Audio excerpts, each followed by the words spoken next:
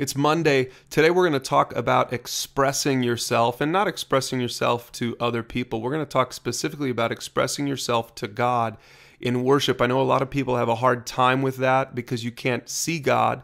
So it's difficult to express yourself to God, but worship is defined like this. It's extravagant respect or admiration for someone. And we're going to talk specifically about respect and admiration for God. And we're going to talk about how you express this to God, because it's a powerful habit to develop in your life. If you can learn to express your worship, express your respect and admiration for God.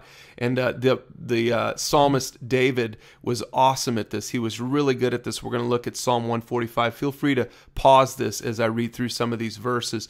It's a great example of expressing worship. He says, "I will exalt you, my God and King.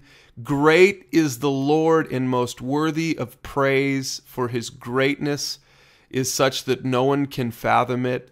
He says that all the generations speak of the glorious splendor of your majesty, and I will meditate on your wonderful works.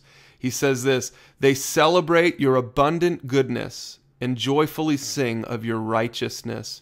The Lord is gracious and compassionate, slow to anger and rich in love." You see how the psalmist is saying that? He's saying, God, you're gracious and you're compassionate and you're slow to anger, you're rich in love. Have you seen that in your own life? If you have, express that to God. Tell him that.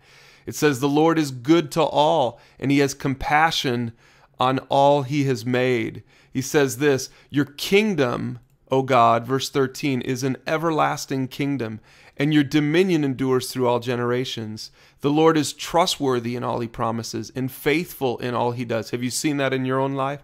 A time when God was trustworthy, when he kept his promises to you. It says the Lord upholds all who fall and lifts up all who are bowed down, and the eyes of all look to you, and you give them their food at the proper time. You open your hand and satisfy the desires of every living thing.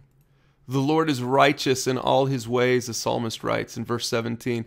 And the Lord is near to all who call on him, in truth. And he fulfills the desires of those who fear him. He hears their cry and saves them.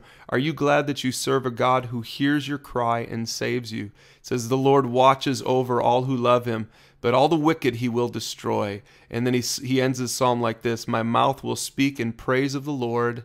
Let every creature praise his holy name forever and ever. I want to encourage you to learn this incredible practice of expressing yourself to God in worship. It'll change your life. Not only is it awesome for God to hear it from you and from me, he loves it when we worship him, but it'll change your life also when you focus on him and begin to articulate his greatness in your life. I encourage you to pause this if you're doing this with someone and discuss these questions, and then spend some time, if you have time this morning, spend some time worshiping God together.